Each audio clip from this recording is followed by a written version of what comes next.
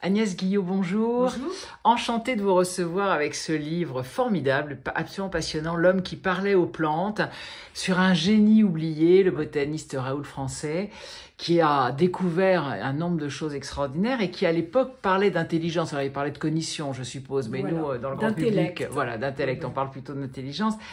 C'est extraordinaire parce que c'est là où on voit que les plantes et les animaux sont finalement, c'est presque le même univers. Oui. Et alors déjà que les intelligences des animaux, ça a été difficile à faire accepter, mais alors les intelligences des plantes, là, c'est complètement tabou. Oui, et pourtant, effectivement, l'idée, c'est que dans son écosystème, la plante est obligée d'essayer de survivre. Et comment survivre quand on est planté fixe quelque part, c'est encore plus difficile de survivre comme ça que pour les animaux. Et en fait, quelqu'un a dit que c'était beaucoup plus facile pour les animaux parce qu'ils fuyaient les problèmes au lieu de les affronter. Ils les fuyaient. Quand on ne trouve pas d'alimentation, on va ailleurs. Ben, les plantes, non.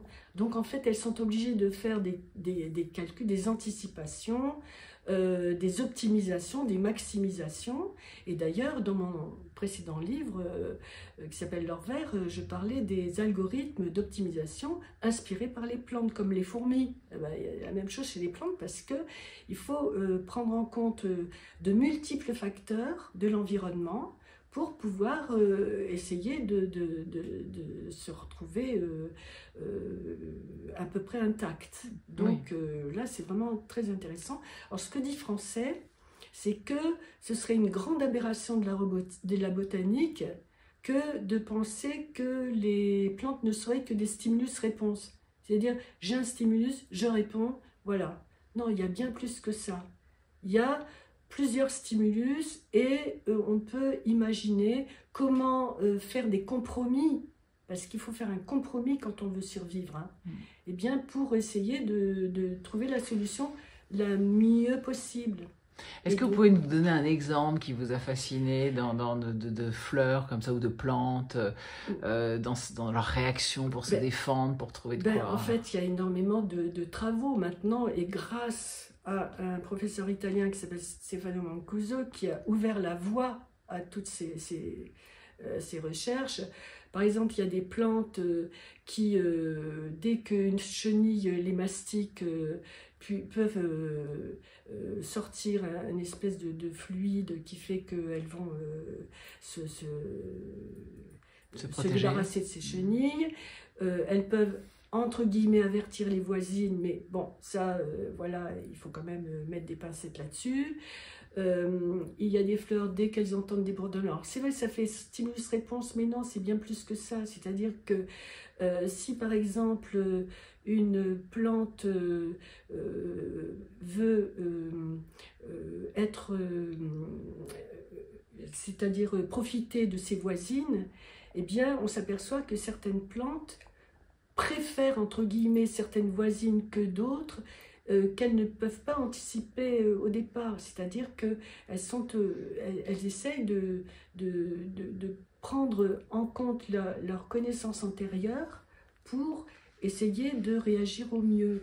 Donc, comme s'il y avait une vie sociale, presque. Oui, bon, alors on dit effectivement qu'il y a des exemples où les plantes réagissent lorsqu'elles sont en communauté avec des parentes ou lorsqu'elles sont en communauté avec des plantes étrangères. Et donc elles réagissent différemment.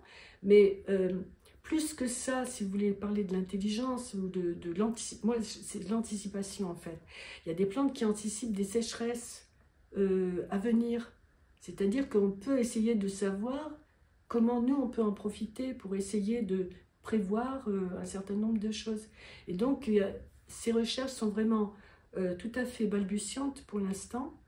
Et je pense que c'est l'époque où on peut trouver des choses encore extraordinaires. On sait qu'elles s'expriment aussi. Voilà, il y a des plantes, on dit qu'elles font des espèces de cliquetis d'ultrasons, et très nombreux quand elles sont entre guillemets stressées. Et donc, quelquefois, ça peut arriver un petit peu avant les événements. Donc, bon, il faut évidemment vérifier tout ça, etc. Mais c'est quand même des événements dont on pourrait s'inspirer pour essayer de profiter de cette connaissance-là. D'où le fameux travail de Stefano Mancuso sur le cerveau végétal. Oui, voilà. Donc, et son collègue aussi, Balusca, qui pense qu'il y a... Darwin l'avait déjà entrevu, hein, tout ça. C'est qu'il y aurait peut-être un centre de contrôle à la pointe des racines. Et effectivement, bon, mais tout ça, c'est vraiment encore tout à fait critiqué parce que c'est nouveau. C'est nouveau, et puis on craint tout ce qui est vraiment un peu subversif comme ça, alors qu'il faudrait simplement savoir voilà, ce qu'on peut en tirer, point. Ouais. C'est vrai que la révolution c'est une révolution. L'intelligence des animaux, déjà, c'est révolutionnaire, mais alors voilà. L'intelligence des plantes, là, c'est la même c'est notre monde bouleversé. Que celle qui s'est passée dans les années 60-70, quand on critiquait Tolman, quand il disait que les animaux avaient une espèce de carte mentale où ils pouvaient réfléchir avant de faire quelque chose.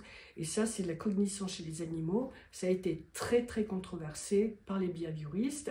Et vraiment, on a eu du mal à avoir ce genre d'études sur la cognition animale. Et là, on retrouve à peu près la même chose, mais ça commence à changer, heureusement. Formidable, merci. Ouais.